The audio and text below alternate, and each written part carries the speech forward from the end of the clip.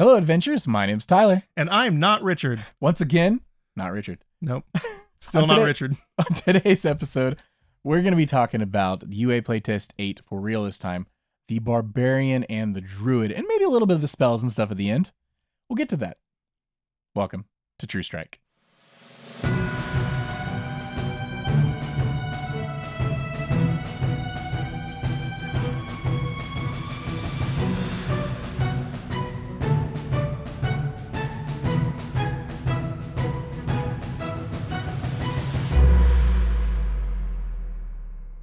I say howdy folks here, right?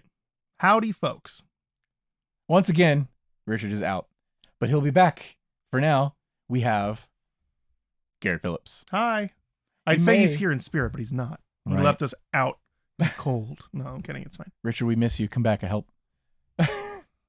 You won't let me leave. So, if you've tuned into previous episodes, you probably recognize Garrett's luscious tones from many episodes. He likes to come on, or we like to have him on more than anything, for Don't these let them UAs, because at the end of the day, Garrett is our DM, and that's kind of how the hierarchy falls. You know, if my students start their own podcast, hopefully I go on their episodes. But this is great because Garrett is the most knowledgeable person in the world that I know personally. I'm glad that you said that, because I'm definitely not the most knowledgeable person in the world. Also, don't let them lie. I want to come on all the time, and they barely ever invite me. We only invite him. It's only when Richard calls out. Yeah, right. That'll be the new thing. Oh yeah, Garrett, we really want you on for this. Oh yeah, it's just one of us. Yeah, sorry, Tyler had I don't know. Tyler had a dentist appointment or something. Yeah, it's just come on. So, but yeah, if you tuned in last week, he was here too, and you notice same clothes because we one right into the other, and there's a lot of UA here, and we didn't want to cram it all into 1 hour, so now I'm wasting minutes in our 1 hour to talk about two subclasses, or sorry, two full classes and subclasses, probably, if we feel like it. You can't make us do it. We if feel we don't like want it. to, but we feel like it. All right, Barbarian. I don't think they needed to touch it, but they did, and I'm not mad about it. I think that you're wrong. And wow, I'm glad that they to touch did it. need to touch it. I am definitely right? glad they touched it. Right. This is getting weird. Only if you make it weird. Listen, one thing that I think everybody would agree is that Barbarians there was almost no reason to stick in the class past like level 10. Everybody would always multi-class out of it because the level 10 plus features really just didn't seem to do much for them. And a part of that is because they didn't really get anything new and interesting except for Brutal Critical. Brutal Critical was fun. It wasn't that fun. That's the problem. It can be fun. You just have to, reckless attack every turn. Increase your chance of getting a crit. Yes. Yeah, crit fish. And that's it. You get some extra dice 5% of the time or whatever the number is. It's a thing. It does more damage. Not a good thing. It could be better, but I did like it. That's fair. How would you improve it? Well, I would have introduced a new feature, what? Maybe called Brutal Strike. What does that entail, Garrett? Oh, Jesus, we're not doing this. Do what I want. Richard's not here to stop me. WotC introduces this new feature, Brutal Strike, which is literally at all 3 of the Brutal Critical levels. And basically, it just moves the power out of needing to be critical hits into being just using a reckless attack. But they took it a step further because what they did, right, they added that extra 1d10 damage on top by foregoing advantage on that first strike with your reckless attack, which would have been fine by itself because then you're still getting a damage buff in tier 3 and 4, which is something they didn't get before. But they took it a step further. They gave these other effects very similar, very much in the same vein of like a rogue's cunning strikes. Yeah. Right? So at level 9 for Brutal Strike, on top of the extra D10, you also could either do which is wonderful. Right, it's really good. But you can also now do either a forceful blow or a hamstring blow. Forceful blow basically pushes them 10 feet, and then you can immediately move half your speed towards them. And then a hamstring blow kind of does the opposite. It reduces their speed rather than pushing them somewhere by 15 feet. So there's 2 really cool features. Specifically, forceful blow is awesome. Pushing an enemy 15 feet by hitting them in like the chest with a hammer. I can just see the visual there. It's so very flavorful and cool and also really good. There's no save. No save at all. It's just if you hit him. No size limit. No size. Oh my God, there is no size limit. Nope. Oh. Right? Do we think this sticks? Do we think the size limit is in That? I think a size limit might. I think a size limit might. Yeah, you just walk up to Tiamat and you're like, bah! Oh, could you imagine? Could I you mean, imagine? It wouldn't even feel like a lot, but Could you imagine fighting the Tarask and like pushing it off a cliff? yeah, right. You're just no. Oh God, no save. Like, yeah. I mean, I don't mind that there's no save because you're giving up that advantage to attack. and you can do that. You can do this Right. twice on a turn. Am I reading that I wrong? think it's just If you once, use the right? reckless attack, and you've got 2 attacks by now, right? Correct. So, and it's forgo advantage on the next attack roll you make Right. on your turn. And if that attack hits, you get these You effects. do it So I think it's only one of your 2 attacks. But can you do it again? I don't think so because let me reread. All right, so let's 'Cause reread. reckless attack now is for your whole round. Like, Let's whole read round, right? reckless attack. Right. And let's see how this works. So when reckless attack basically says when you make your first attack roll on your turn, you can decide to attack recklessly. Right. Doing so gives you advantage on attack rolls using strength until the start of your next turn, but attack rolls against you have advantage during this time. Right. So the way that I'm advantage reading now, it, the way that I'm reading it is that yeah. you activate reckless attack on the first attack. Okay. And then brutal strike says that attack, because the next attack after advantage after activating it is not with advantage, does an extra d10 damage, does one of these effects. So to me, it's just the very first attack on your turn can be a brutal strike. But you've used, and I'm probably wrong, but you've used your reckless attack. You've already initiated that on your first attack. And you're foregoing advantage on your next attack, which is your second attack. Oh, I see what you're saying. So you're saying you can forego advantage on both of them? Right. All right, it doesn't say brutal strike once per round. Right. It's forgo advantage on your next attack roll. So I guess the question is, use reckless attack, right? Yes. Does that constitute just the first time you activate it, or does that mean every time you roll with advantage? Once you activate reckless attack, you have it for the next round. Right. But does that second attack with advantage still mean you're quote unquote using reckless attack? Right. Or is it just on? I need a clarification. Okay, so now, so this is why we read these things, because I don't know. My reading initially of it would be only the first attack can be a brutal strike. But maybe that's not true. Maybe the intent is every attack with advantage, you can just forego an advantage as long as it's on your turn.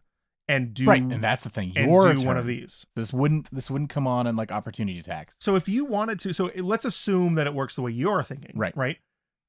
That means 30 feet. You could just make 2 attacks, but instead of advantage on both of them, you can instead just do basically what is going to be double damage because you're going to do 2d10 for each of them, and also push them 30 feet. Yeah. And I can't imagine that's push, true. You move up to half your speed straight towards the target, which half your movement's probably 15 feet. So this is the Dragon Ball Z moment of literally knocking someone, chasing after them, knocking them again, chasing after them. And now you've gotten them out of the scenario next to your sorcerer. Like they're farther away, protecting while attacking. Okay. Now let's assume that you're still doing that, and now it's level 17 where you get that improvement and you have 2d10 on top of that. I feel like that's too much damage. It's so fun. I think that they have to be intending this to be 1 brutal strike a turn. Well, if they don't change the wording, then I get it. Feel like it. They'll it's come confusing. in. I'll feel like they'll come in and say they'll one or the specify. other. Yeah.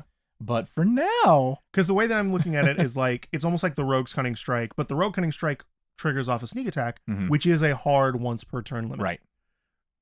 Reckless attack doesn't say that.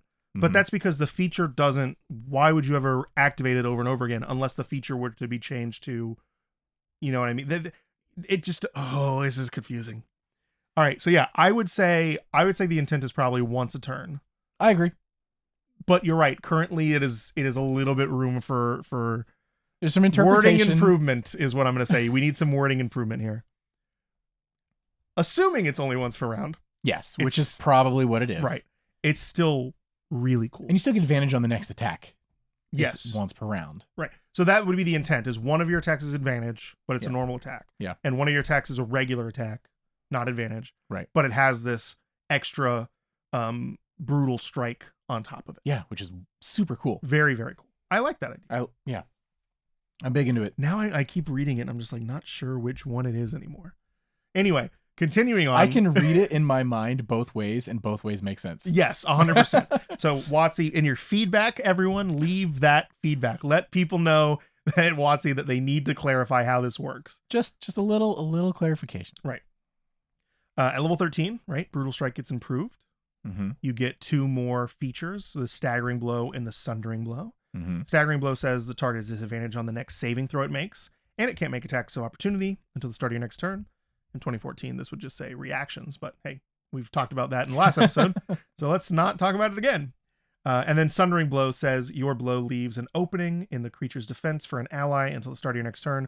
The next attack roll made by another creature against the target gains a bonus to that roll equal to your rage damage. So this is not a bonus to their damage, just to their attack roll. Which I think is much better. And at this level, 13, by the way, your rage damage is an extra +3. Yeah. So you're giving a +3 to hit to whoever the next person to attack them If it was +3 to damage, I would hate this. Really? +3 to roll, to hit? I love this. Why would you hate +3 to damage? Because, so you're like, okay, instead of giving myself, like, a bonus, like... You're giving more damage. See, you're like thematic. I'm just giving you extra 3 damage. And like, okay, but a 3 to hit, it could make it or break it. Okay. See, I'm confused as to whether you thought this was, like, thematically didn't make sense if you were adding damage to something else. Both. Or if you're just saying mechanically and thematically. It's just if it was 3 damage at this high of a level, I'd be like, meh. Yeah, +3 to hit is pretty good. 3 to hit's super cool. And this goes up to what? +4? Like, I only rolled a 12, I needed a 15. Oh wait, that's gonna come up. Okay. Yeah, fair. And then obviously Brutal Strike at 17 says you can use 2 different Brutal Strike effects at a time and 2d10. So is it 2 or is it 4?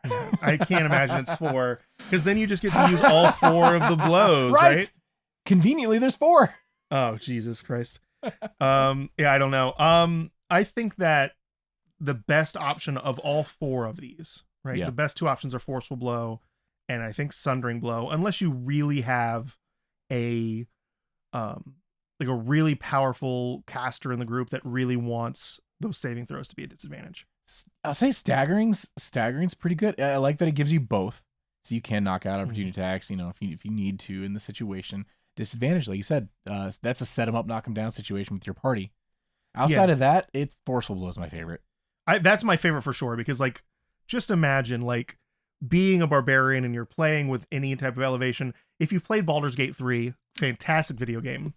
All of those combats are so well constructed for elevation, and there's so many opportunities to push people around and off of cliffs and off of ledges. And just imagining a barbarian running up in that game to like a goblin on a really high outlook perch, smacking him once, the goblin just being flung off of that high tower. That's what I want to see. DMs, take that away from Baldur's Gate 3. Put more elevation in your games. Let people push things over the ledge. It's so fun. Maps don't have to be flat. They don't have to be flat. Yeah. Okay. Why did you say it that way? Because they'll get it. I'm speaking directly to them. Okay. So there are other smaller changes, like to Persistent Rage and to the Rage feature itself. You know what I mean? Which are nice, right?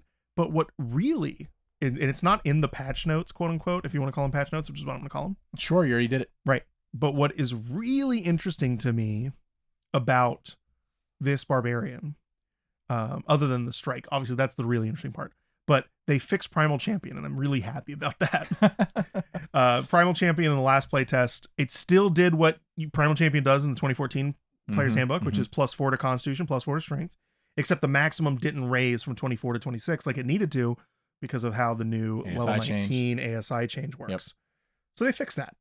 Yeah, I'd love to see that. Just clarification more than anything. Something that they could maybe also do for Brutal Strike. Clarify. You've done it once, you can do it again. Please clarify, because I really want to know if that's how this works. He's going to lose sleep tonight. I actually might. Now that I'm thinking about it, I'm just going to be like, is it supposed to work that way? Is it can't. two? It could never. 2 at once? They wouldn't. Oh boy. Would they dare? Depends how good do you want Barbarian to be. I mean, I think it's really good with it just once per turn. For sure. But it could be better. And to be fair, like even with Brutal Critical, if you really wanted to like optimize a barbarian and crunch the numbers, the damage was like the same. It's not like it's not that you're losing out on actual like numbers, because people have done the numbers on like the Reddit boards and on optimization forums, and the Berserker Barbarian, for example, was always doing like the second most damage of a martial behind like the fighter. It was outperforming almost everything else, and that was with Brutal Critical. So it's not like they really needed a huge amount of damage help. What this really does is it feels better at the table. Oh yeah, right? Because sure. Brutal Critical maybe the numbers actually did work, but you didn't see it very often, so it didn't feel like it worked. Yeah. Now you have control over it. You see the numbers working in action, and on top of that, you just get cool things to do, which is something Barbarians really didn't have in tier 3 or 4. Yeah. Inherently, they didn't get to have cool actions to do. Cool explosive damage every once in a while. The Yeah. gods, the dice gods, And I'm happy it's here now. But yeah, this is more consistent fun. Something else that they did with Barbarian, which they said they were going to do. I think a big part of that, is I think it's better for the DM. You know what I mean? Like you can plan now for a consistent damage or type of battle, or add some elevation because they can do some pushing and stuff like that. Yeah, you can definitely highlight some more things. Versus like, oh, you got an natural 20. Oh, you're rolling so many dice. Yeah, listen, I'm going to make some people mad. Crit fishing builds are boring.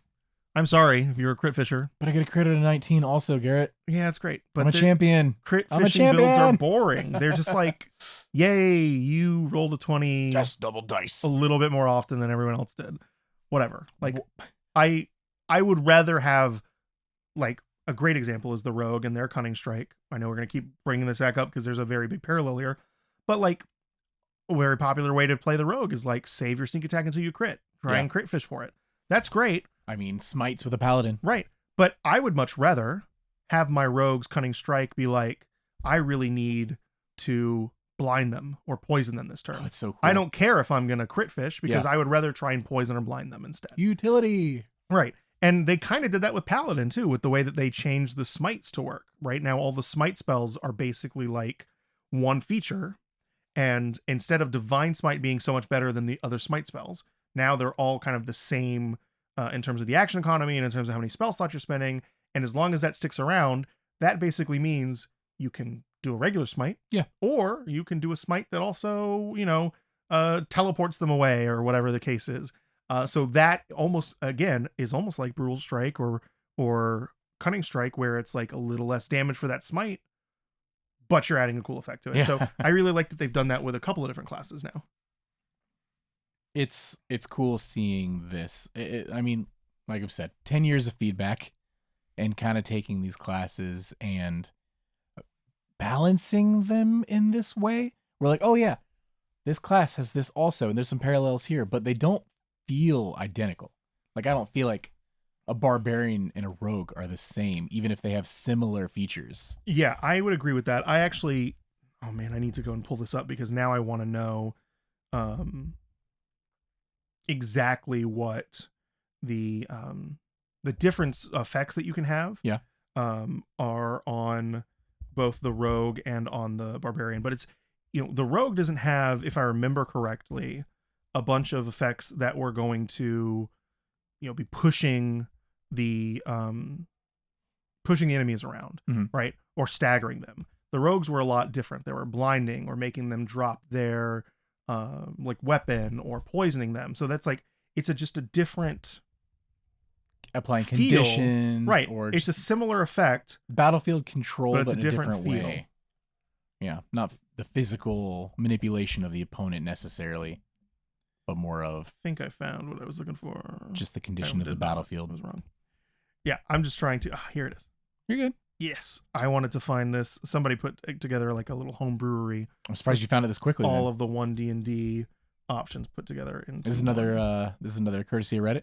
Yes, it is. Thank Reddit you, Reddit has a lot of things that are just really useful if you're on the go and trying to look up stuff really quickly. Here we go. Reddit, the new Google. I mean, no, don't use Google to ask a question / Reddit. So the first options for Cunning Strike, right? Which coming at level 5, you have Disarm, you have Poison, both do what they say on the 10, Trip, which knocks somebody over, and withdraw, which allows you to basically disengage as part of your sneak attack. All cool things. Yep. By comparison, your brutal strike is not doing any of those cool things. Then instead, it's pushing and it's reducing the target's speed, so it's keeping them closer. It's the other one is like tricksy utility, get in, hit it, get out. Yeah. This one is no way. I'm standing right next to you. You're not leaving my space. Lock you down or move you, and I might throw you over the edge instead. Right. Then brutal strike at 13 gives you that staggering and sundering we already talked about. The other features for devious strikes is the other version so when they get devious. More is daze, knock unconscious, and obscure, which is the blinding condition. So yeah, it's rogues cunning strikes are very tricksy, and barbarians are I'm going to hit you so hard in the chest you can't breathe. Both make sense with the theming of the class, and I love that for them. I love this super cool. I love how interesting barbarians now feel with this new feature. Question. This tangent, possibly. I love tangents, especially possible ones. They are, they are telling everybody you can use 2014, 2024, mix match, sure, your party can have a little bit of both, whatever. At the end of the day, the idea is to get everyone on the 2024 train, right? Right. All of these just are so cool, and I enjoy them for the most part so much better than the 2014 variant. Yeah. Is the 2014 is all right? We're including the 2014. Is that just to keep crowd at ease? To like, ease the mind. So. Everything you have, it's not going to waste. Don't worry. Yeah, you've already paid for the books. They're still good.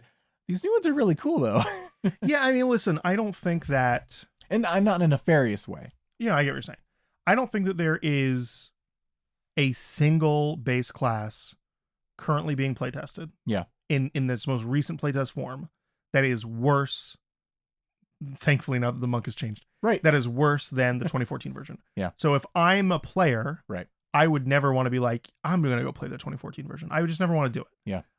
Honestly, if I'm a DM, because the DM ultimately is going to be like, these are the books we're going to use, right? I bet you're going to find a lot of DMs who are going to be like, we're only using 2024 and beyond. I agree. We're not using anything else. Yeah. Maybe they'll say you can flip in like the Artificer because it's not updated yet. Or maybe they'll be like, you can include. Do you think they do update it? I think maybe. I'm sure that it'll update it. Really? Yeah, I'm sure they'll update it. I just don't know when. I'm interested in that because of them not including it here or just out the gate. Yeah. I mean, I think that part of that is like they kind of like recently worked with the Artificer, so it's a little more updated than the other classes. But just include it in the book, even if it's a similar version. Right. Yeah. I don't know why they wouldn't include it here, but I think that again, it's partially just because they're like, all right, conspiracy time. Here we go. All right, this is what I really want, and this is partially is wish fulfillment. But I do have to wonder, when they originally presented the 1 D&D options, they presented each of the classes into 4 different groupings. Yeah. Right? They've largely dropped those groupings for the most part, but the intent was very clear. There's your warrior group, there's your priest group, there's your expert group, and there's your mage group. Yeah. And each one of them had 3 classes, except the expert. The expert had 4 because Artificer was in it. It just was like, we're not going to playtest it, but it's in the expert group. Okay. So my thought is like, what if maybe the original intent was for them to have a book down the line where they're going to introduce, and this is the book where they would also update the Artificer. Okay. But they would have 1 new class for each group. Artificer for experts. You could do like, interesting. This could be where they make the new quote unquote mage would be like their final take on like a psionics class. Ooh, right. Also you fun. Could do a new, like, I don't know, like a warlord for the fighter or for the warrior class if you really wanted to. Right. And then something else for the priest that I can't ever wrap my mind around. But like, I don't know, maybe like a rune. This is a big type book. Thing. Like this is right. And each one of them would be like 4 subclasses, just like we're gonna get in the player's handbook, 1 for each, 4 for each of them. And my thought was like, maybe that's what they're doing. Maybe that's why they're not putting Artificer here, because then they were like, I'm gonna have an unbalance in their class groupings. Maybe instead they're just gonna be like, here's 4 new ones. Artificers. You can still use the the last version of Artificer we gave you. It's pretty recent, and here's the new one. Right. I mean, the new one will look a lot like the old one did, which is, but. And then you'll have 3 brand new. Huh. I like this theory. You like this theory? Yeah. I'm hopeful for this theory. So here's where I have always been unable to fulfill this, right? WotC's kind of said from the beginning that they're not going to include they're not just going to throw classes in for bloat, right? They're not going to just do it without having a reason. No, the reason is that we haven't had many new classes. Right. And we desire new things. Artificer being an expert makes sense, right? Yes. If for your mage, it makes sense for it to be a psionic character. I was right? going to say a people mind love mage of some psionics. sorts. Right. So if they figure those two out, yeah, what would your other two be? What would be your priest, quote unquote, and what would be your warrior? Because I've not been able to find good answers for either of them. Right.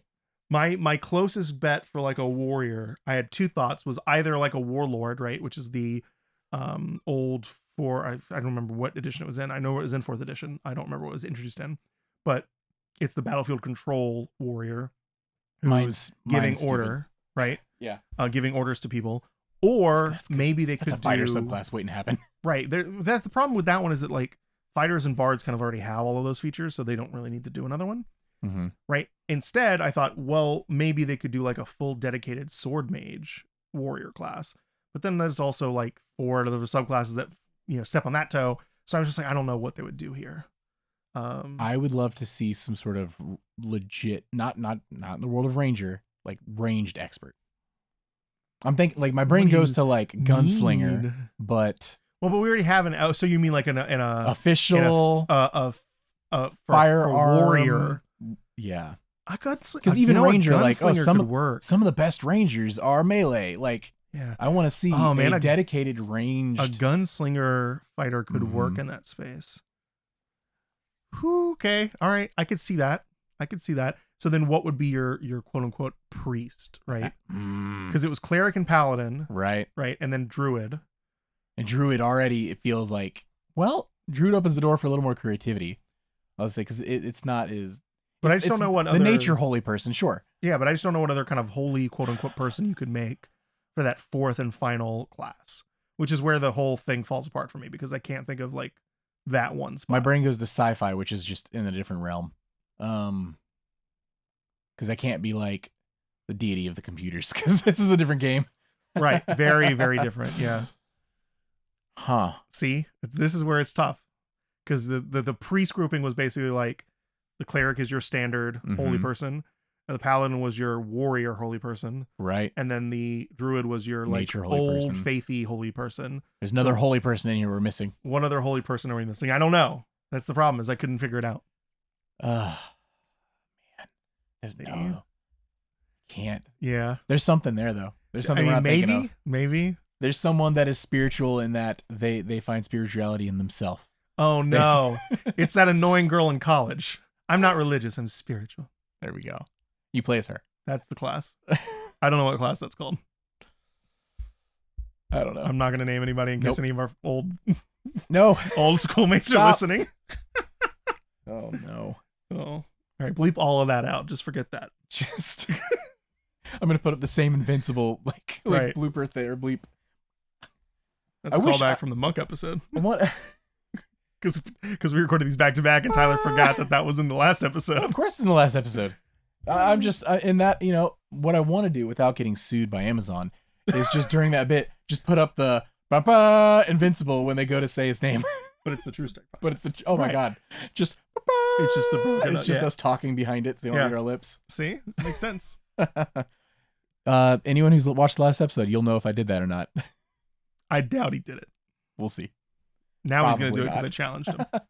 All right. Let's move on to actually talking about the playtest. What do we have next? Oh, crap. Subclass still. We have not talked about the world tree, Barbarian. Oh, crap. And there's good stuff here. We got to hurry through it so we can get to Druid. So I mean, most of what the world tree Barbarian has added is pretty much just like fixing all of the features to be basically what they should have been the first time. Because the first time all the features were like good ideas, but that's really, how the playtest should work. Right. They were just not well executed because they were like, a great example of this, right, is that branches of the world tree in the previous version, you activated it at the end of a creature's turn, and then you teleported them. So it wasn't really good battlefield control because they still got to have a whole turn in front of it. Yeah. Now, when your rage is active and a creature that you see within 30 feet of you starts the turn, you can use your reaction to basically teleport them over to you and drop their speed to 0, so Which they have is to. wild. You're tanking for them, right? Yeah. The Path of the World Tree is such an interesting concept because it's a support barbarian, which is not something you would expect out of a barbarian. So now this barbarian is tanking with that ability.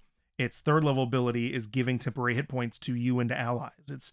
It's a weird concept for a barbarian. This is the one where my associate from work likes to say, this should just be the druid. And we're like, no. No, this should not be a druid. No, that's a bad take. Sorry, bud. I do like that, they also took that 14th level feature, travel along the tree, and they really fixed from what it was. It was basically just a ribbon feature previously, where you could spend a rage to basically cast teleportation circle without having to do the restriction teleportation circle, which is a really cool idea.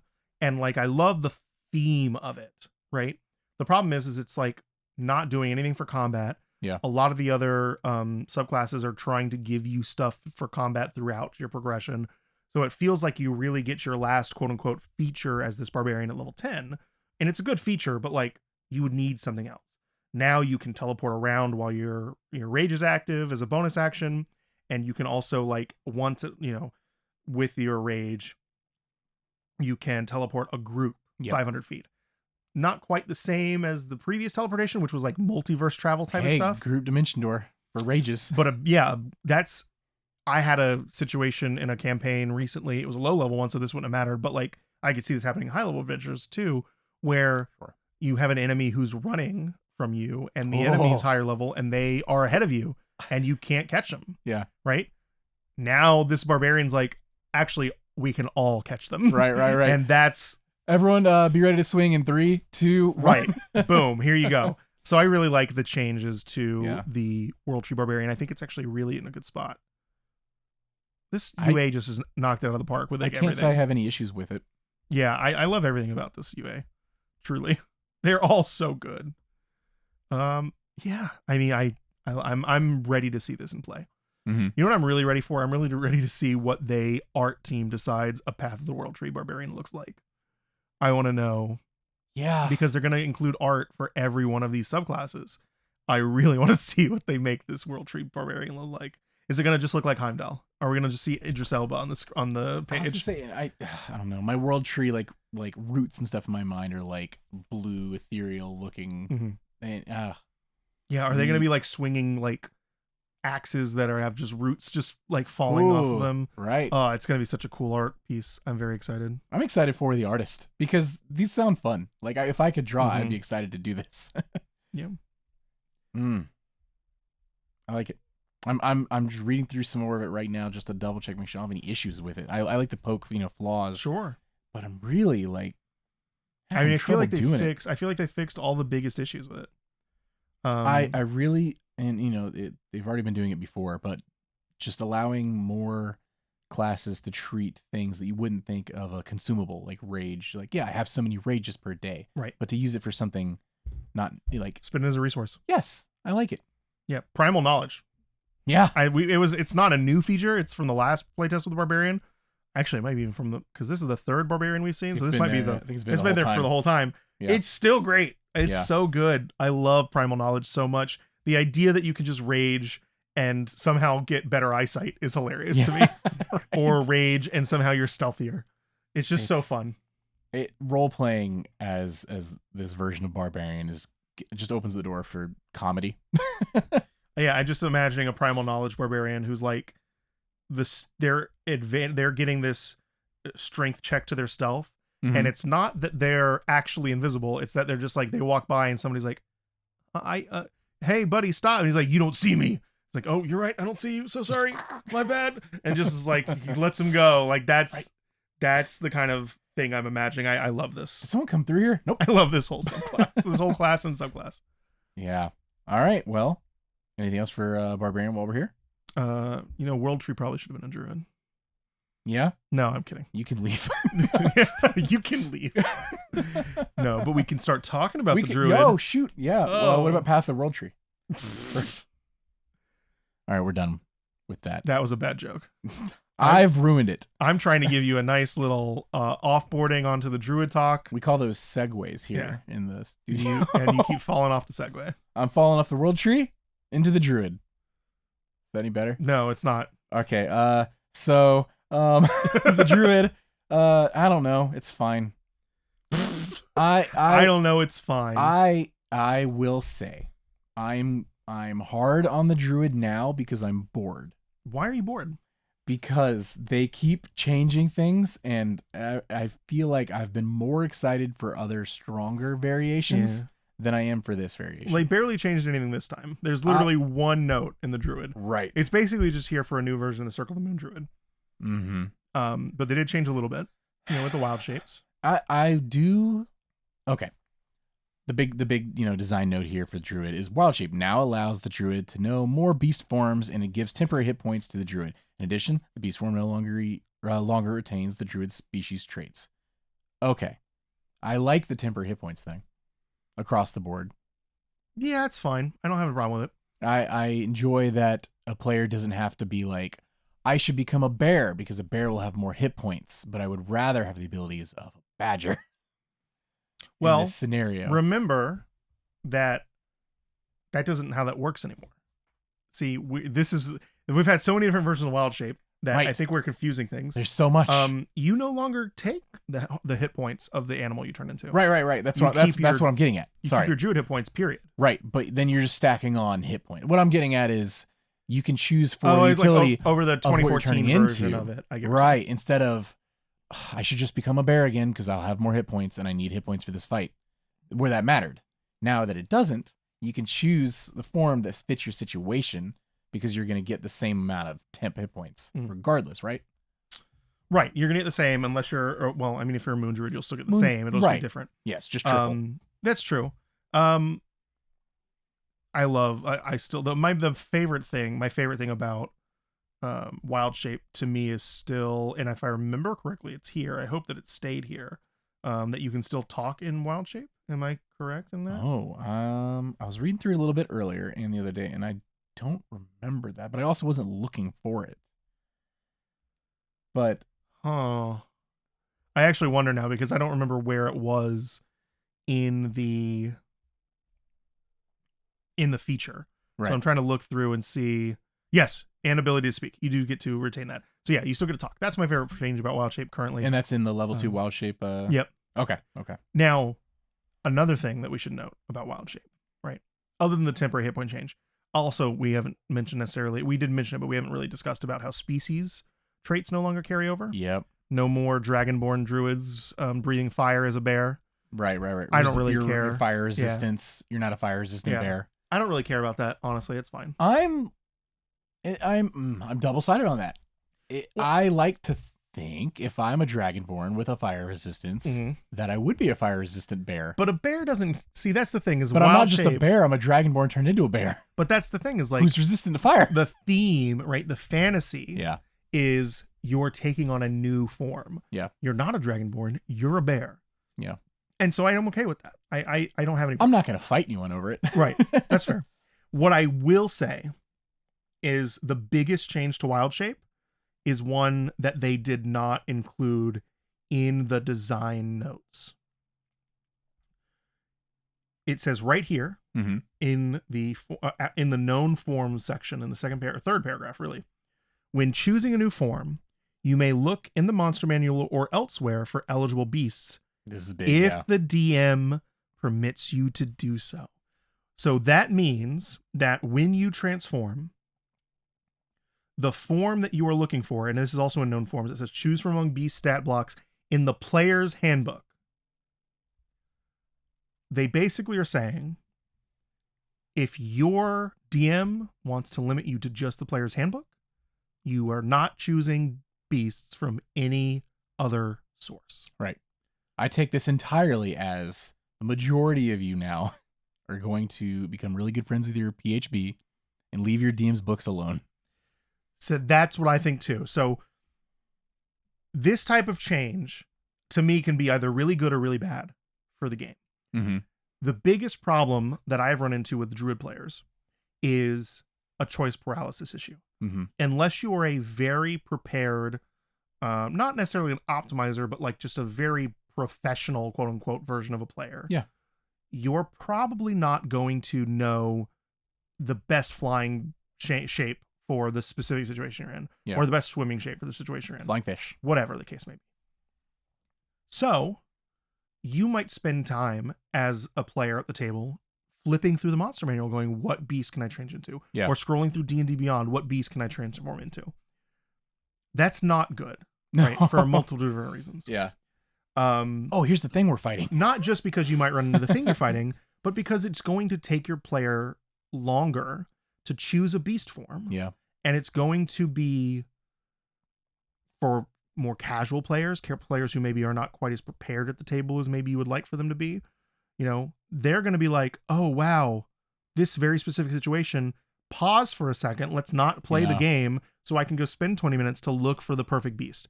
That's a problem. Yeah.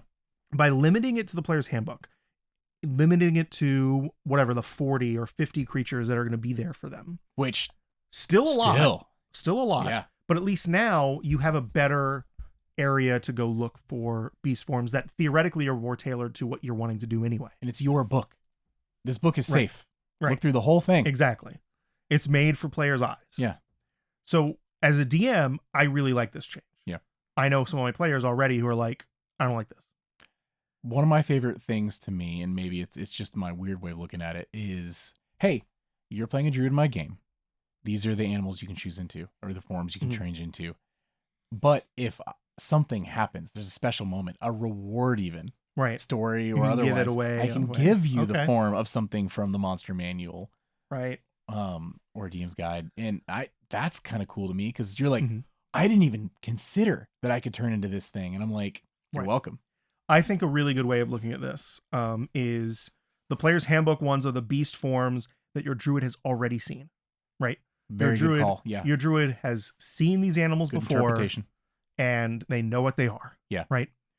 And then as the game is going on, if I'm a DM, I'm going to say any beast you see, you can now like take a chance to study and add to the possibilities for you to learn. Yep. To learn. Put some so that way in there. Exactly. So like if there's no dinosaurs in the player's handbook, your character's never seen a dinosaur before, which most characters in D&D world probably haven't. Probably, yeah. But if we're playing in Chult and suddenly you walk into a world where there's dinosaurs aplenty, you can be like that druid who says, my forms are all horses and spiders and wolves.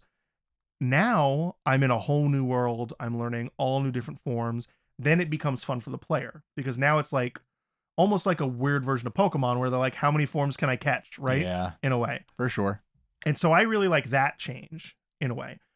Another thing about the change that really is probably the biggest thing about the change is that the reason this is being done is so that WotC can now release new beasts without having to worry about upsetting the balance at the table. Ooh, so I hadn't even thought about this. If you look at, like, for example, Big B's Glory of the Giants book, there's a handful of creatures in there that by all intents and purposes, at least as far as I can tell, should have been beasts, but they were instead fae, right? Okay. I'm going to try and pull up. That was just to keep the balance as much as they could for the current druid. Exactly. I'm going to try and pull up, see if I can find, where's Big B's here.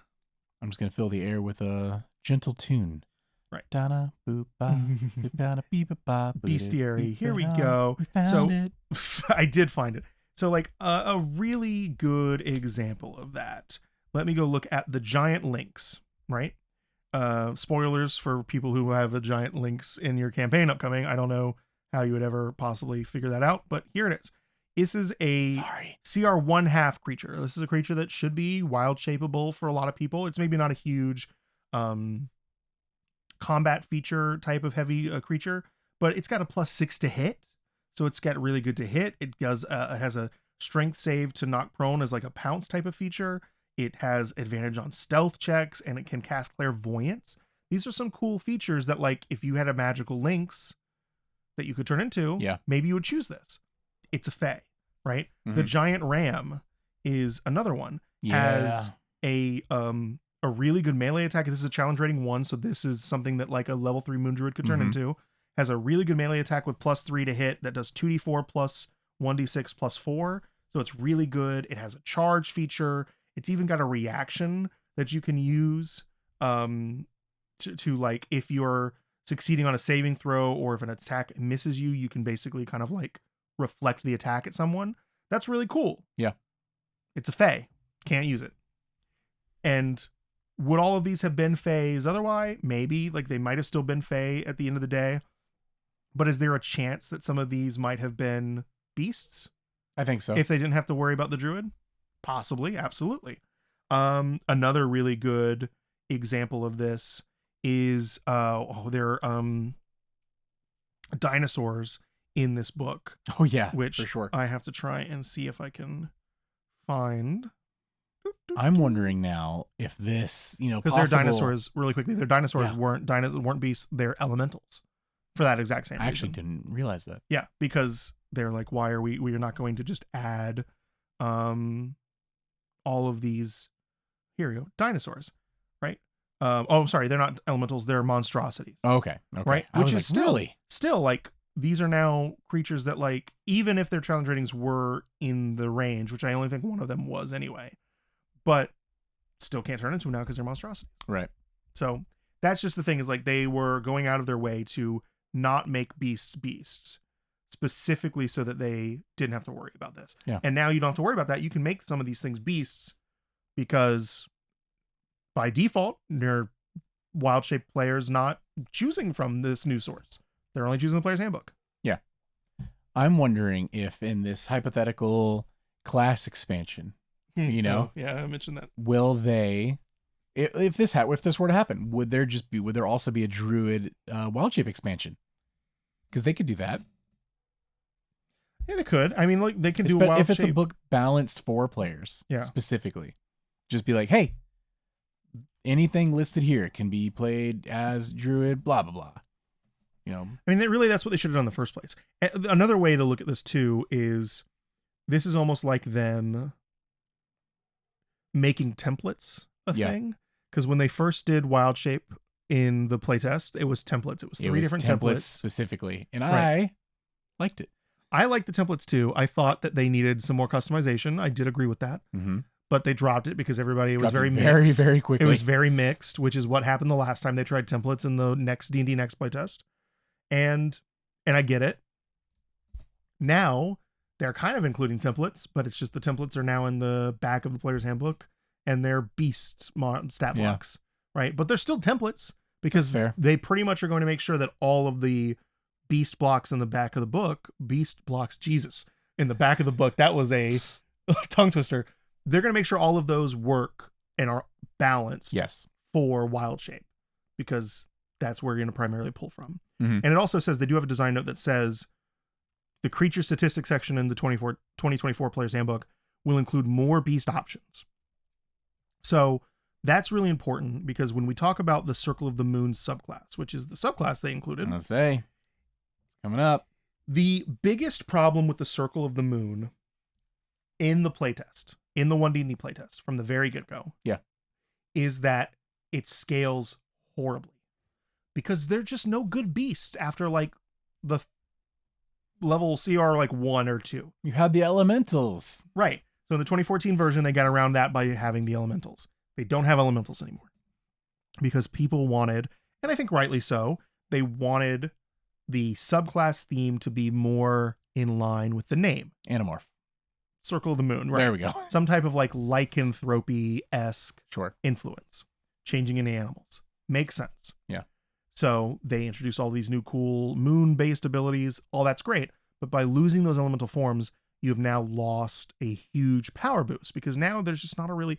the best high-level beast I can think of for you to use as a moon druid is like a giant scorpion because it has 3 attacks, which is really good.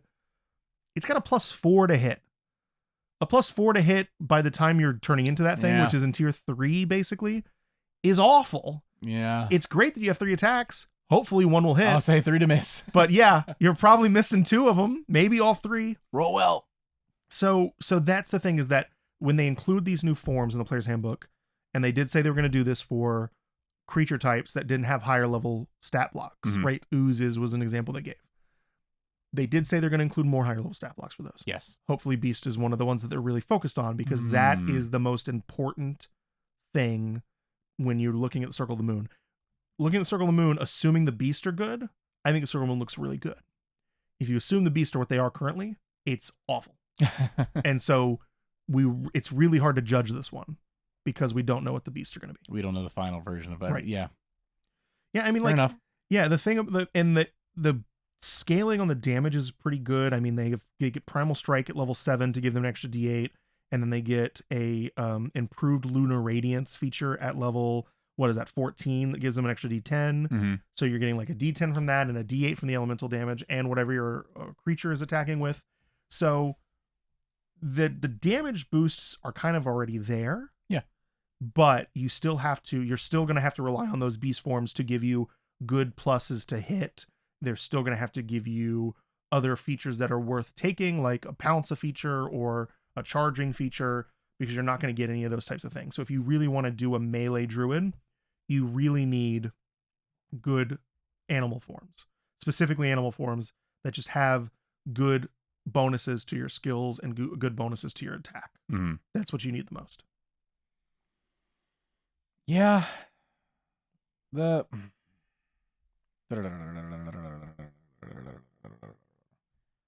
was trying to see.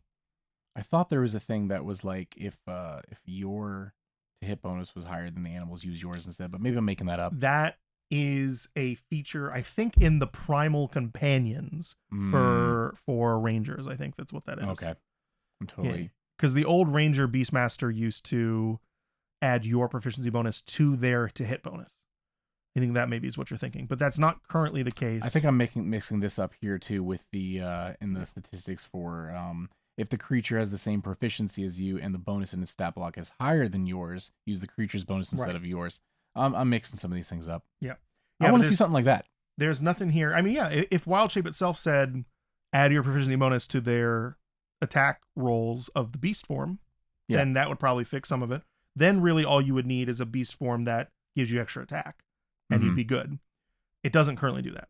So you need something that has extra attack for higher levels. You need something that has a plus to your hit. That's actually a good plus to your hit chances.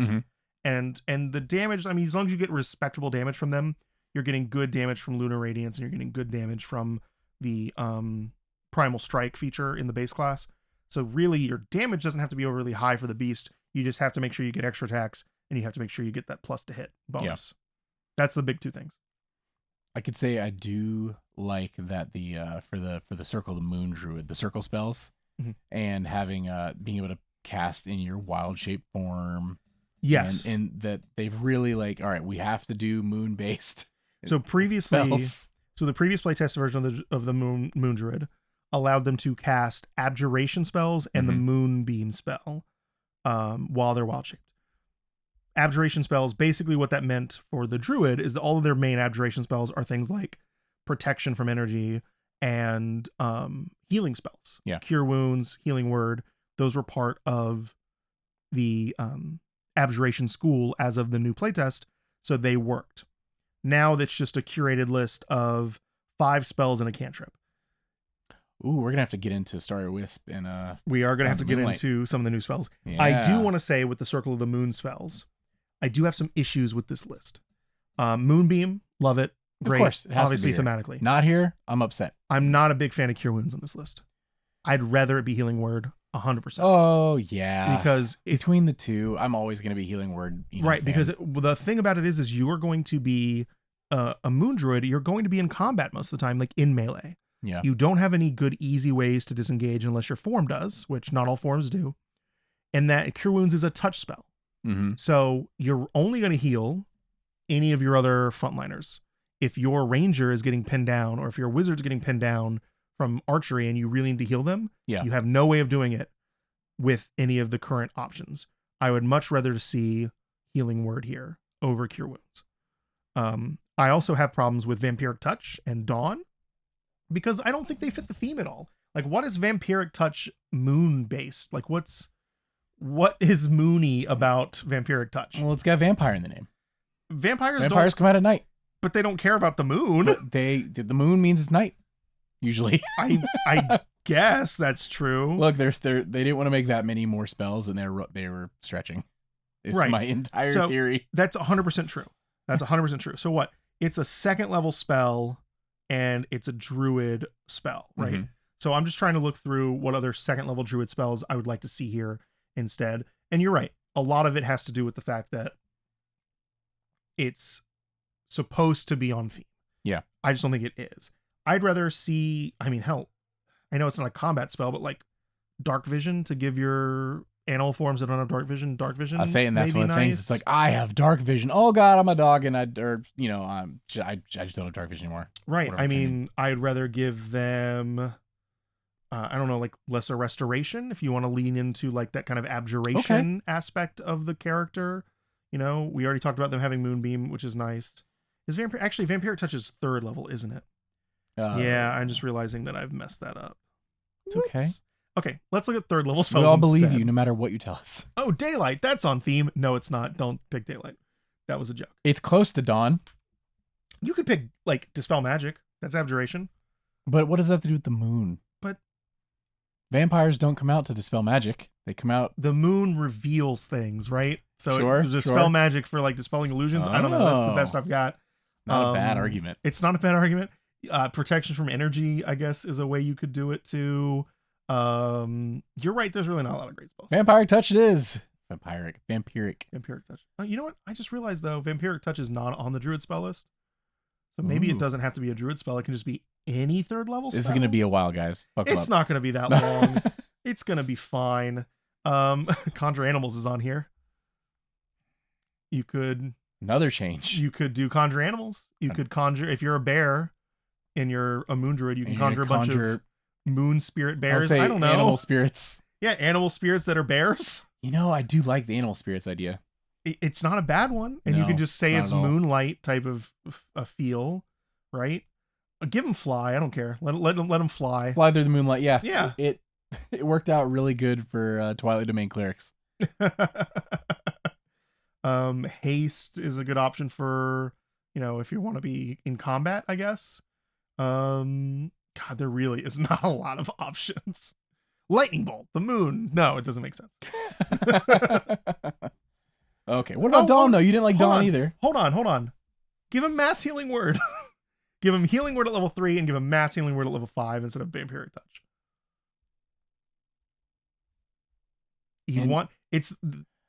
Revivify even. So, all right. So are they trying to, is Circle the Moon Druid, is this the healing druid or is this the offensive animal druid? I just don't know that. Because these are spells that you're casting in combat or while shaped. Spirit Guardians. Give me moon spirits. Spirit Guardians would be awesome. See? I would love Spirit Guardians on this. Like the idea of running into a combat as a wolf and having these like just spirit of whatever the heck you say, literally moons, even phases of the moon surrounding you. Like, oh, I like that idea. I love. The point is Vampiric Touch isn't good enough. Give me something better.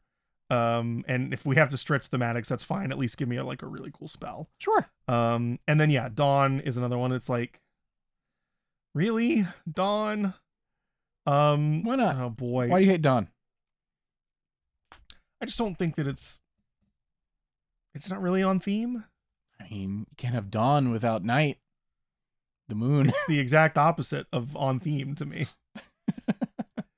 What comes just before dawn?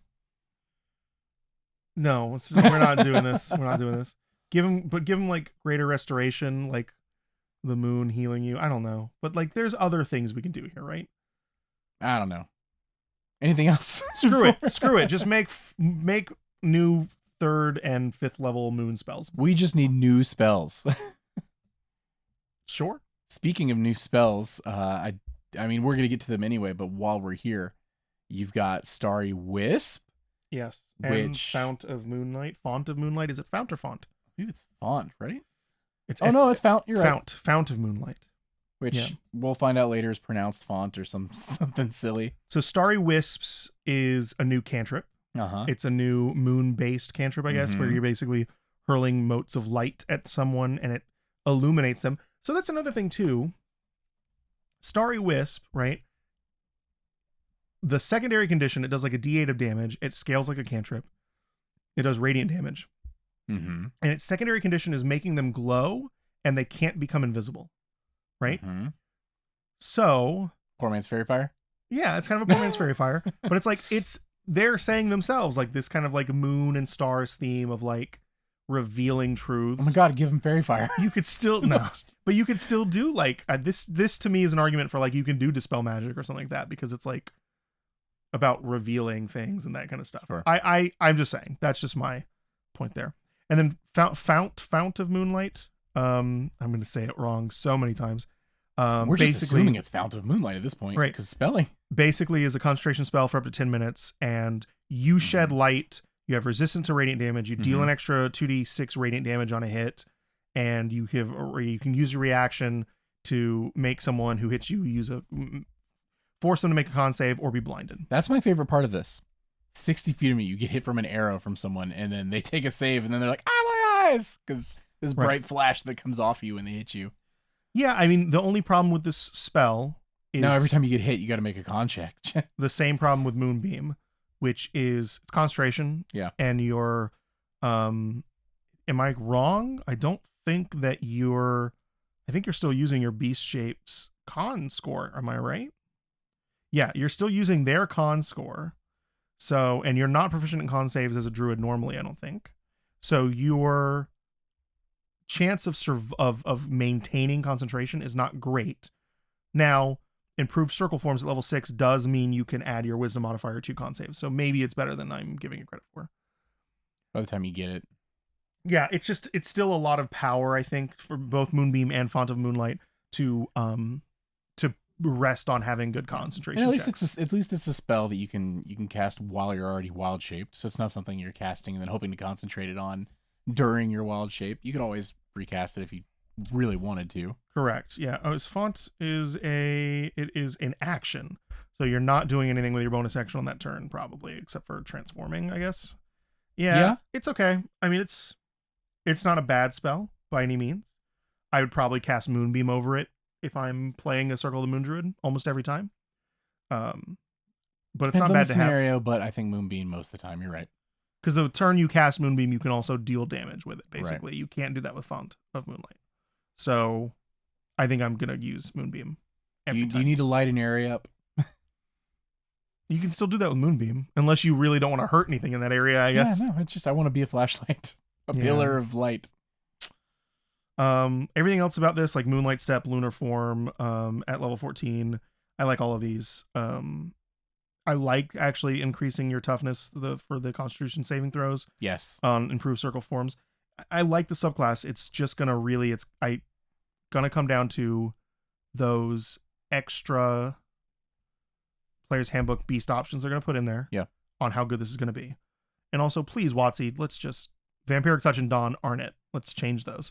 I don't care. We'll see. We got to figure out a way to do it. We got to change those somehow. Get in the surveys. You know what to do. Get in the survey. That's what we say. We stole it from Brennan Lee Mullen. I was going to say you stole that from Brennan. Okay. 100%. We don't ever mention the comments. We only say the surveys. I'm pretty sure the other is trademarked. All right. Do you want to talk about spells real quick before we finish this up? Yeah, we already did a couple of them. So yeah, we might as well. Yeah, we talked about Starry Wisp. We talked about Font. How do you feel about Starry Wisp? We kind of went over that quickly. We did. I like it. I'm okay with it. It's not as good a cantrip as Eldritch Blast. It's not even as good a cantrip as any of them. I mean, it's fine. It's not as good as, Firebolt. That's fine. Druids and bards don't need the best damaging cantrip. They just need better ones than they have. And this is better than they have. So I'm down for it. Ranged cantrip. Right. Good. Rain cantrip, D8 is low, but it's fine. And that extra benefit is okay. I'll say I actually enjoy the benefit. I think that there's an argument to be made that this could be a D10. Put it up with Firebolt? What is Ray of Frost? Is Ray of Frost a D8 or a D10? Ooh, I need to figure that out. Look this one up. I don't remember. Because I think Ray of Frost has a better rider to it, right? Mm-hmm. It's got a better with the movement penalty. Exactly. So Why would I want, if Ray of Frost is a D10, why would I want to take this type of deal? Oh no, it's a D8. Okay, so no, it's fine. This is fine. Okay. Yeah, it doesn't need to be a D10. It could be a D10 though. It could be. No, then it'd be too good because radiant damage is less resisted than I'll fire. say it's Firebolt with bonuses. Yeah. Just less range. All right. Leave it a D8. It's fine. I like it. Ooh, one of these I want to get to in a second. All right, let's move down the list. They basically doubled all of the healing spells. Yep. Cure wounds and your healing word just straight up. From 1d8 Double. to 2d8, 1d2 or 1d4 to 2d4. I like it. Do you think healing potions stay the same? Or do you think they double those too? Probably. Yeah. Because, I mean, healing potion was already doing 2d4 plus 4. 2d4, well, it's 2d4 plus 2, 44 plus 4, right? Oh, you're right. 2d plus 2. You're right. Yeah. Which is Moving up better the list. than healing word because I don't think healing word adds anything to it, right? Yeah, it is plus spellcast. Okay, well, I don't know. To be fair, I think that healing potions kind of aren't combat useful anyway. I almost never use them in combat. It depends. Depends on your DM. Well, bonus action, folks. It doesn't full use bonus action. Full action for full healing. Bonus action to roll for healing. That's not get the service. Okay, that is a homebrew rule. Don't listen to him. You should use it. It's we have it laminated. There's a list. It is an interesting homebrew rule. The regular rule is a action to do the roll, which is not great in combat, no matter what. Yeah. No matter what potion you're I agree. quaffing. Good word. Word of the day. Quaffing. Look it up. Spell it right. Don't look it up at school. I like the healing word, all the healing improvements. I don't really care if a healing potion Do you changes think or this, not. I'm still going to use it out of combat. I'm always going to lean heavily towards healing word for the range more than cure wounds. It's way better. Do you think the increase of cure wounds, though, of 16 possible max versus 8 possible max pushes cure wounds up? No, yeah. I don't. Range still better. Yeah, range is still going to be action. better. I agree. It's really the bonus action that makes it better, more than anything else. Also fair. Yeah. Yeah, I mean, Cure Wounds is fine though. Like it's not in a bad spot. People still use it on occasion for things. Sure. But yeah, healing word. 16 possible healing is great. Healing word is better, and it's always going to be. Yeah. Do you want to talk about the new power word spell before we talk about the conjuration spells? Because the conjuration spells are going to take a while. Well, yes. Power. So I'm more excited about the power word fortify than I think anything else. Really? Yeah, it's just fun to me. Power word fortify, new power word spell, basically 7th level spell. It's an enchantment spell for bards and clerics. 60-foot range, verbal components, instantaneous duration. You speak a word of power that fortifies up to 6 creatures you can see within range. The spell bestows 120 temporary hit points, which are divided equally among the spell's recipients. Up to 6. So you could just give one person 120 your barbarian temporary hit points. I don't think the barbarians, well, I guess with the barbarian, it's like almost like 240 temporary hit points. That's funny. Mm-hmm. It's useless, really, most of the time, but it's funny because you're going to want to give this to people who are squishy. Whoa! But it was funny. If you're a barbarian for some reason, this is a level 7 spell, you're firmly into tier 3 when you have this spell available to you. You're what, level 13 or 14? Mm-hmm. All right. If your level 13 or 14 barbarian for some reason is in a one-on-one fight, you cast this on them. Yes. If you're in a group fight, there's no reason to cast this. But if you want to, like, if they want to just take on if they want to go to a pit fight and take somebody on, gosh, and really show them up, then you cast this on them. Just the arcane armor, just chunks of magic flying off them when they're getting hit. More realistically, what most people are going to do is your average party is probably 4 people, right? God, you're wizard with 120 extra hit points. That'd be funny. Your average party is 4 people. Yeah. And so on average, you're looking at 30 each, right? 30 temporary hit points per person. If you're splitting it even, you're giving some to yourself. Right. That's pretty good. Yeah. That's pretty good. 30 temporary hit points is nothing to scoff at, especially if your character has damage mitigation effects like rage, like deflect attacks from the monk. That's pretty good. It's interesting to me with some of it too, like depending on, with druid, with you being temporary hit points now for your beast shapes, Got to be careful Oh yeah, that's true. because they're not going to stack. That is the one place where this is a problem, is that it doesn't stack with other 10 hit point abilities. Right. If you're a Twilight Cleric, you don't want this. Right. Because you're already giving out way better temporary hit points and a sustained rate. If you're, like you said, you have a Moon Druid, you don't really want to use this on them. You don't want to use it on anybody that's using temporary hit points. So that's the one thing I have, to watch out for. But that's, that's party by party, Sure. Right. Not to pick that if you're in that kind of party. All right. Conjure spells. We got your conjuration. Okay. So, as a DM who has run games for people who have tried to abuse conjuration spells in many ways. Mm-hmm. You've already had the Tasha's version of spells that were similar. I will censor myself when I say, thank bleeping gosh that they have decided to change conjure animals and conjure woodland beings. Now, as a player who loves to use those spells, I will say, bleep dang it, is what I will say. Because, man, you don't gotta bleep God. You're right. I don't know why. You said dang it. Dang it. Whatever. What was the word before dang it? I'll never know. Well, normally you don't want to, I get whatever. It doesn't matter. Point is those spells were a problem. And to a lesser extent, so were things like Conjure Fae and Conjure Celestial and so on and so forth. But really, Conjure Animals and Conjure Woodland Beings is a problem. Conjure Animals is a problem because I don't know how many times you've had to deal with 8 wolves in your combats. Slows the game down real quick. Or does it? If you have like 8 pixies who are all, or is it pixies or sprites? I don't remember which one it is, but one of them that also all cast confusion. That's annoying. Yeah. I'm happy those are gone. So, fun fact, for the games I've ran, I've never had someone run a ranger, and I've had one druid that was Circle of Spores. And guess what they use their charges for? What did they use them for? Spore things. I see.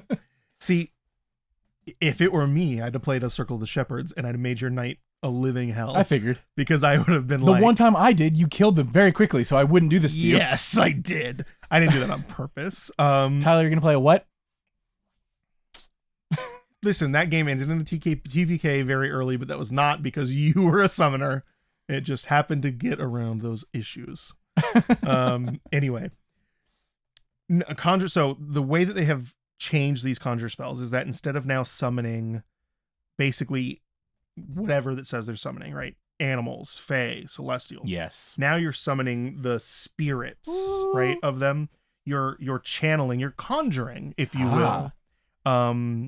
Nature spirits, elemental spirits, celestial spirits, instead of the summoning version, which is what now Tasha does. Mm-hmm. Right? So this is the difference, the hard line in the sand. Yeah. You're conjuring. It means a different thing. Sure it does. Conjure Animals specifically used to be incredibly strong. Now you're summoning weirdly worded. Now you're summoning one large swarm, right? And the swarm, when a creature enters that is hostile to you, enters a space within 10 feet of the swarm for the first time on its turn or starts its turn there, you are making now a melee spell attack against the creature, dealing 2d10 damage plus your spellcasting ability modifier. 10 feet from it, which is cool. So it's got that reach. Right. And it does allow you to, when you move on your turn, move the swarm as well. Mm-hmm. So that's good. That means you can position it so that it's always going to try and hit somebody in the off turn.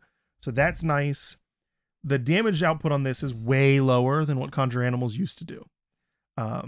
But you get advantage on strength saving throws. They're in 10 feet of them. Yeah, that's fine. It's something. It's okay. I actually don't understand that one. It basically just makes you harder to grapple, really. Yeah. But yeah, I mean, it's fine. It has nothing. There's nothing offensive about this to me.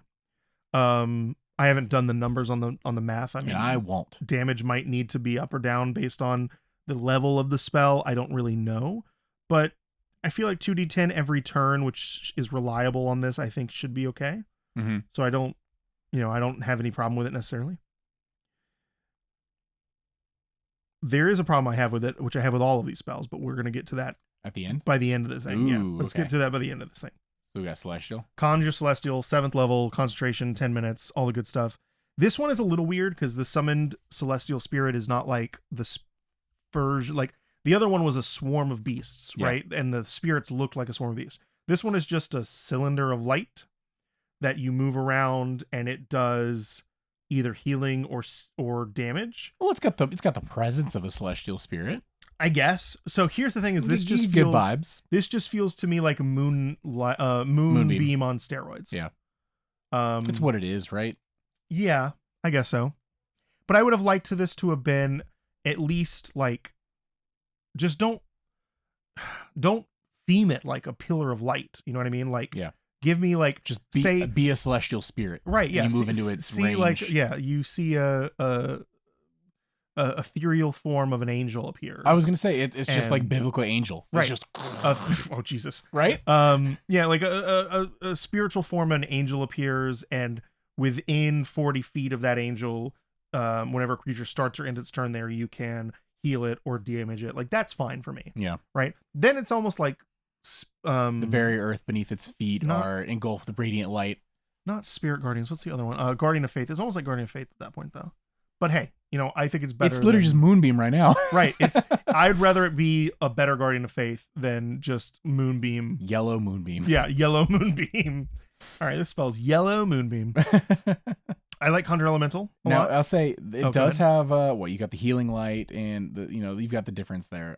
I like that it does you can do healing. Right, healing or damage. Yeah, 8d12 is a really good number. Yeah, theming. Fix your theming. It is 7th level. Other than that, fix the theme. Otherwise, I like the spell. Yeah, Conjure Elemental I really like. 7th level. 5th level for Conjure Elemental.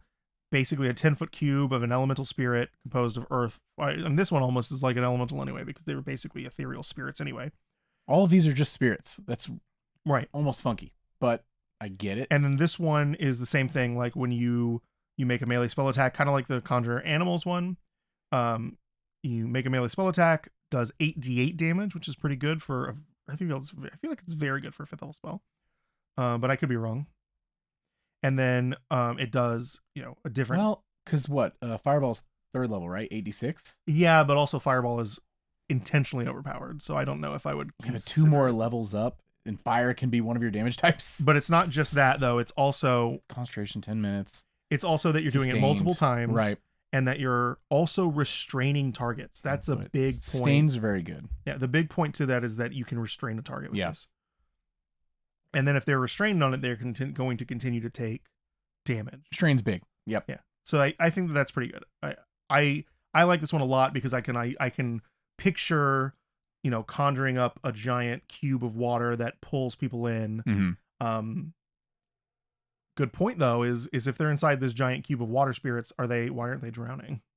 Oh. If they're in the middle of a bonfire, shouldn't it be harder to breathe? Isn't the smoke and the fire burning up the air? Oh, it's interesting. Shouldn't they all kind of drown or suffocate in a way? If you're inside of you're restricted thing of earth, shouldn't you be suffocating? No, because it's spiritual water. Maybe. I guess that's the way to put it. It is. It is, right? Yeah, that's true. And the thing about it is just like, I love everything about this numbers wise. I just think that one thing, it's funky. It feels a little weird. I mean, even the cold water, it's cold damage. Mm-hmm. The spiritual water's chilly. Conjure Fey, 6th level, psychic damage on 3d12. Concentration 10 minutes. Which is not great damage-wise, but it could give the frightened condition, and it is consistent damage. Mm-hmm. Yeah, I think that the damage on this one could be maybe a little higher. I don't know. I guess it depends on how good you think frightened is as a condition. I don't know if I think it's good enough to make, because this is a level higher than Conjure Elemental. Mm-hmm. Conjure Elemental is doing 8d8 versus 3d12. I feel like this is just not enough damage. I like that as bonus action you can teleport it around. Yeah, space you see within 30 feet.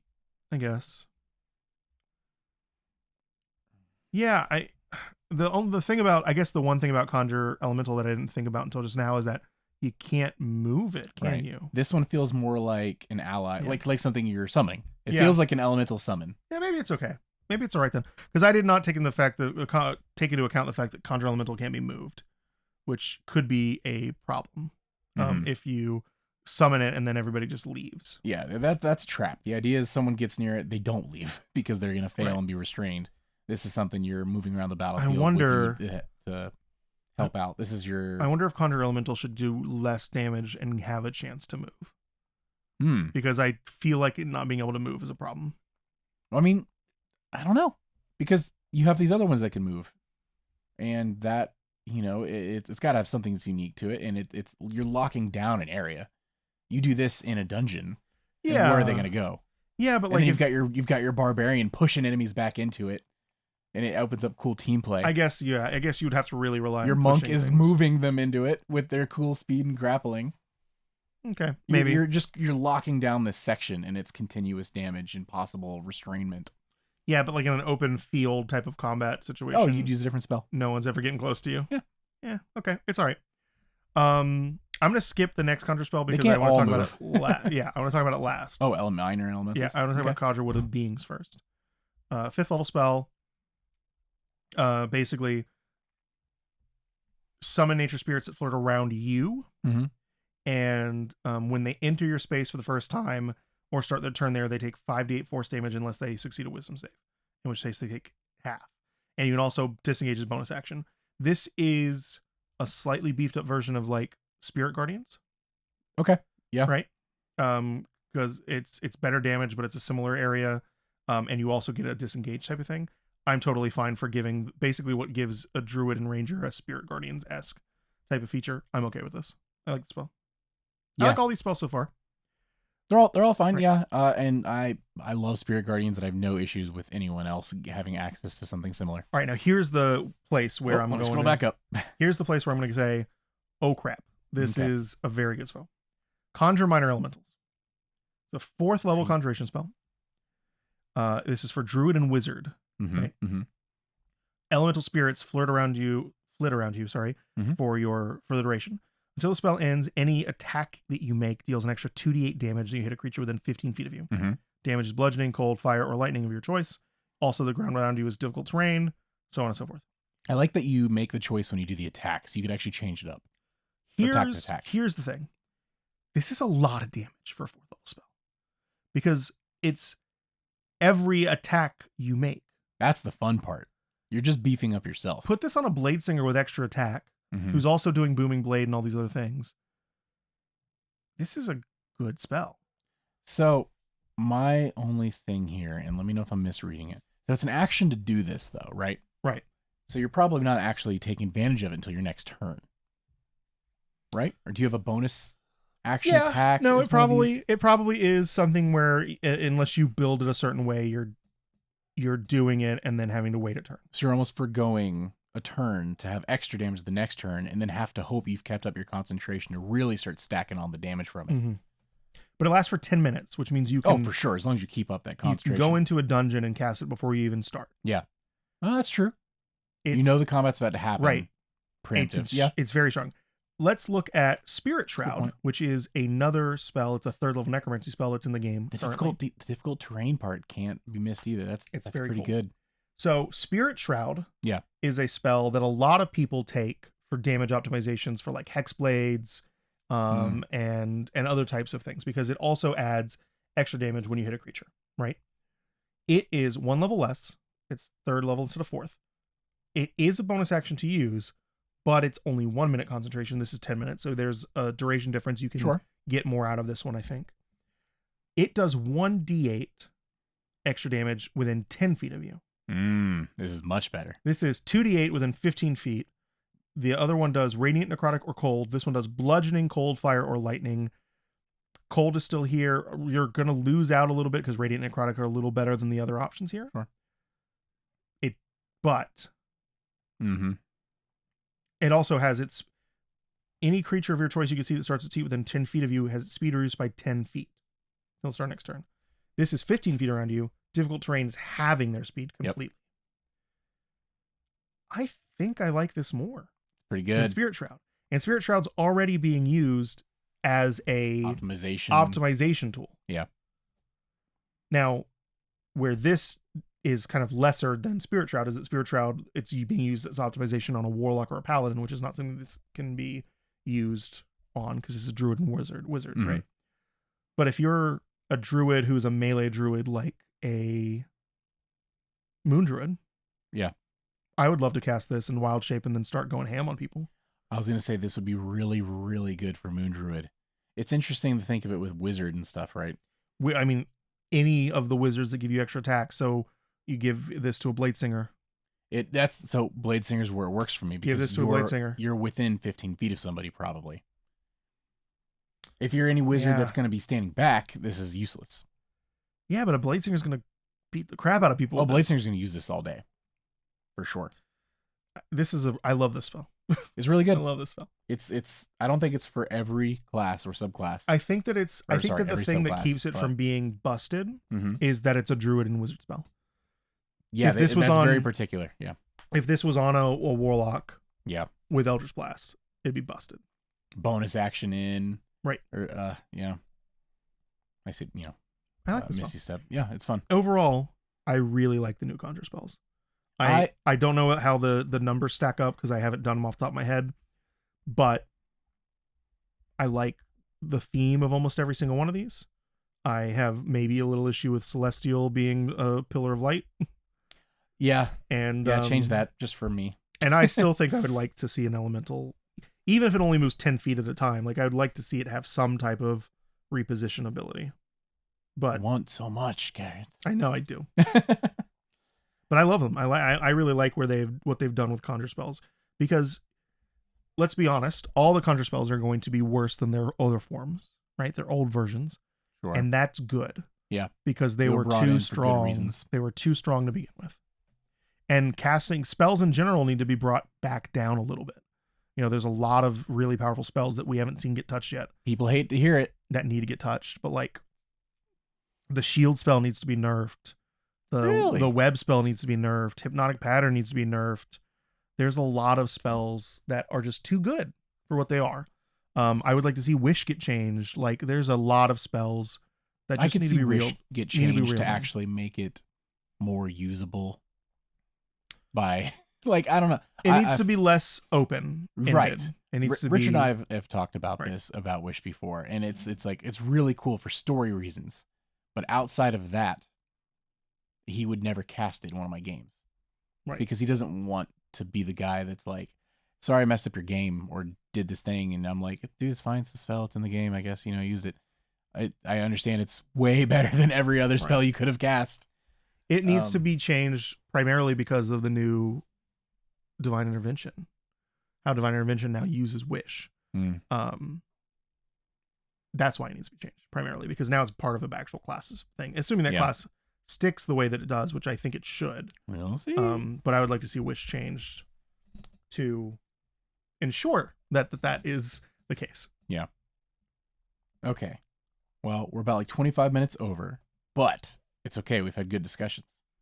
All right, now let's talk about every single martial weapon. I'm kidding. That's where I was wondering. Is there anything you think we need to touch on any of this? Actually, what changes were done to any of the rest of this? As I'm looking through it, is this just they threw it in here to throw it in here? I mean, they throw it in here so you can play test it without having to reference another one. Yeah, I don't think I'm not noticing. Yeah, there's nothing that comes up to mind of obvious changes to the glossary section, for example. Okay. Well, outside of that, then anything last things on those spells or last minute barbarian or druid? I just really want this book to come out, man. I really want to see what these look like, because I do want to see the official version of all of this. I think that they all look so promising and so fun, and I want to see just how close to the playtest it all is going to end up at. Right. And I want to see all the cool art. I'm so excited for the cool art. The non-AI generated really cool art. You had to bring that up. Okay. Look, it was really recent, right? August wasn't that long ago. They're not going to let it slip by again. Hopefully. We'll see. In 30 years, it'll be the norm. In 3 years, it'll be who knows? In 30 years, AI will be writing these rules. Yeah. AI will be playing these games, writing the rules. AI DMs. I won't even be here anymore. We're years away from that, not decades. But all right, that's it. I think we're good. We did it. I think we did. UA 8 in the books, for real this time. Instead of me calling the Bastion cantrip UA 8, we really did it this time. I think. Right. Yes, this is a real UA 8. Cool. Stamp. Garrett, Stamp. Thank you so much. Where can people find you? You can find me on X, the artist formerly known as Twitter, Garrett KP, or on Instagram, Garrett KP22. You're not going to find a lot there, but you'll find stuff. Maybe. There's plenty to find if you want to find it. But for now, thank you so much, Richard. I can't wait to see you again next time. Hope all's good. For now, I've been Tyler. I've been not Richard. And we've been True True Strike. Strike. We did the point. I did it that time. Yes. Bye. Hey, adventurers. Thanks again for joining us today. Please be sure to give us a follow on your favorite podcasting platforms and YouTube. If there's any questions you'd like to write into the show, you can hit us up on Threads or Instagram. New episodes released every Tuesday at 2 p.m. Eastern. Thank you for listening to True Strike.